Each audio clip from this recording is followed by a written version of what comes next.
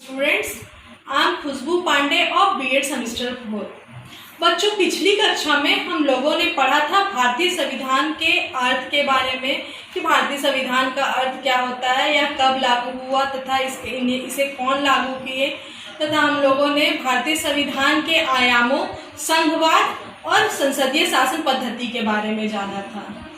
बच्चों, आज हम लोग पढ़ेंगे न्यायपालिका के बारे में। तो सबसे पहले आप लोगों को ये बताइए कि हम लोगों के घर में यदि कोई चोरी होता है, कोई गलत काम होता है, तो कौन आता है? जाहिर सी बात है, पुलिस आती है। पुलिस क्या करती है? पुलिस अपराधियों को पकड़ती है, चोरों को पकड़ती है। पकड़कर क्या करती है? हम लोग यदि हमारे घर चोरी हो जाए, हम लोगों के साथ यदि कुछ गलत काम हो, अत्याचार हो, तो हम लोग कहाँ जाते हैं? हम लोग न्यायालय जाते हैं। ठीक है, पुलिस हमें न्याय तक पहुंचाने का एक जरिया होती है। न्यायालय तक हमें न्याय दिलाने के लिए पुलिस एक जरिया होती है। तो बच्चों, आज हम लोग क्या पढ़ेंगे? तो आज हम लोग भारतीय संविधान के अंतर्गत स्वतंत्र एवं निष्पक्ष न्यायपालिका के बारे में पढ़ेंगे।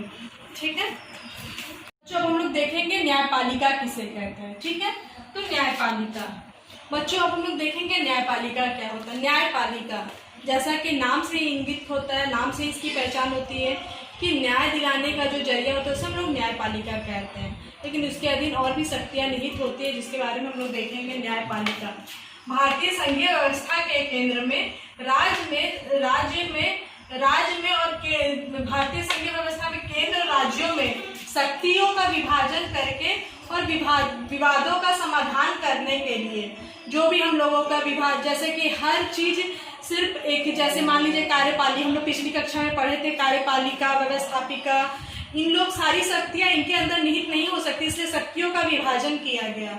और ये विवादों को हमें न्याय दिलाने के लिए, विवादों का समाधान करने के लिए ये सब शक्तियां हमें ये सब शक्तियां न्यायपालिका को दी गई, जो हमारे किसी भी समस्याओं का समाधान, हमारे विवादों का समाधान न्यायपालिका द्वारा किया जाता है। इसीलिए भारतीय संघीय व्यवस्था में एक स्वतंत्र एवं निष्पक्ष न्यायपालिका की व्यवस्था की गई है। भारत के संविधान में स्वतंत्र एवं निष्पक्ष न्यायपालिका की व्यवस्था की गई है। स्वतंत्र एवं निष्पक्ष न्यायपालिका से आशय है कि वह किसी भी विशेष संस्था या विशेष व्यक्ति के लिए वह कार्य नहीं करती है तथा उसके कार्यों में कोई भी बाहरी व्यक्ति हस्तक्षेप नहीं कर सकता है। ठीक है, तो स्वतंत्र एवं निष्पक्ष न्यायपालिका के लिए भी, इसके अंतर्गत उसके शक्तियों के लिए भी तथा उसके कार्यों के लिए भी संविधान में अनेक प्रकार की कार्यों को दिखाया गया है। भारत में न्यायपालिका की स्वतंत्रता के लिए संविधान में निम्न प्रावधान किए गए हैं। चलिए हम लोग अब देखेंगे कि इस न्यायपालिका के लिए कौन कौन से संविधान में कौन कौन से प्रावधानों को बनाया है।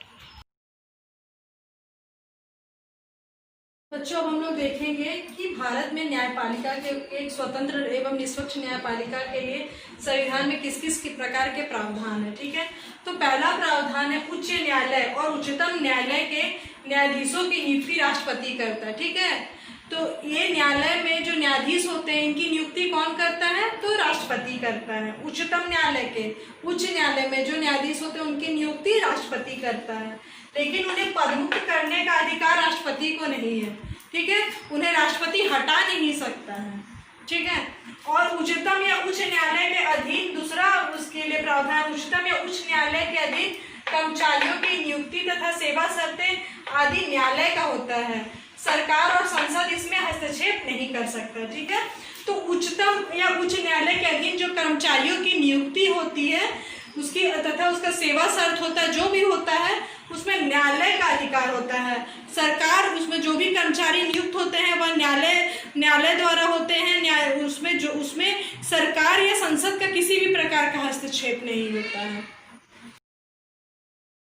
भारतीय संविधान में न्यायपालिका के लिए तीसरा जो प्रावधान है वह है कि पदमुक्त न्यायाधीशों को भी मंत्री, राज्यपाल या विभिन्न आयोग के अध्यक्ष आदि बनाया जाता है।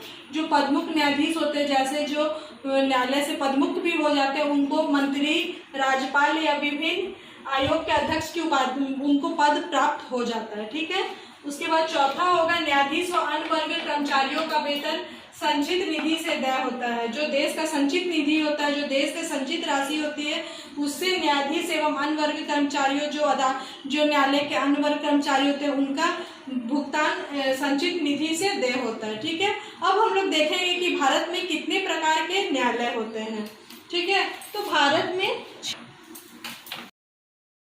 जो अब हम लोग देखेंगे कि भारत में कितने प्रकार के न्यायालय होते हैं। तो भारत में 6 प्रकार के न्यायालय होते हैं। उच्चतम न्यायालय जो सबसे ऊपर होता है उसको उच्चतम न्यायालय, उसके बाद उच्च न्यायालय, उसके बाद जिला अधीनस्थ न्यायालय जो कि हम लोगों के जिला के अधीन होता है, जिला अधीनस्थ न्यायालय, ट्रिब्यूनल और फास्ट ट्रैक कोर्ट और लोक अदालत। ठीक है, तो भारत में बच्चों 6 प्रकार के न्यायालय होते हैं। जो हम लोग देखेंगे स्वतंत्र एवं निष्पक्ष न्यायपालिका के बाद मौलिक अधिकार। तो मौलिक अधिकार वे अधिकार हैं जो हमें संविधान द्वारा हमारे व्यक्तित्व के सर्वांगीण विकास के लिए, हमें अपनी सुरक्षा के लिए संविधान द्वारा प्राप्त होता है।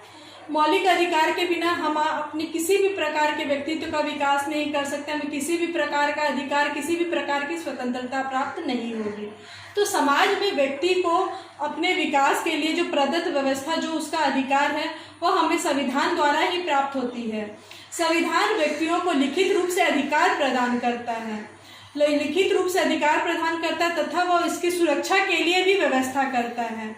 मौलिक अधिकार को संविधान की अंतर आत्मा कहा जाता है। हमें संविधान की ओर से 7 प्रकार के मौलिक अधिकार प्राप्त हैं, लेकिन अभी संपत्ति के अधिकार को हटा दिया गया है। अभी हमें 6 प्रकार के मौलिक अधिकार प्राप्त हैं। ठीक है, कौन कौन से अधिकार प्राप्त हैं? तो पहला है समानता का अधिकार, स्वतंत्रता का अधिकार, शोषण संबंधी अधिकार, शिक्षा एवं संस्कृति का अधिकार, संवैधानिक उपचारों का अधिकार, धार्मिक स्वतंत्रता का अधिकार। ठीक है बच्चों, तो अब आप लोग मौलिक अधिकार समझ गए होंगे। जो मौलिक अधिकार संविधान द्वारा जो हमें लिखित रूप से प्राप्त है, मौलिक अधिकार को हम लोग मौलिक अधिकार को इन शॉर्ट में देखेंगे। जो संविधान द्वारा लिखित अधिकार हमें प्राप्त है, संविधान द्वारा प्रदत्त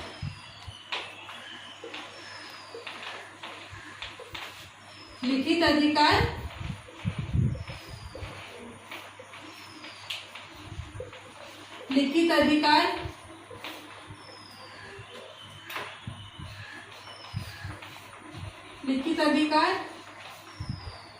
मौलिक अधिकार कहलाता है।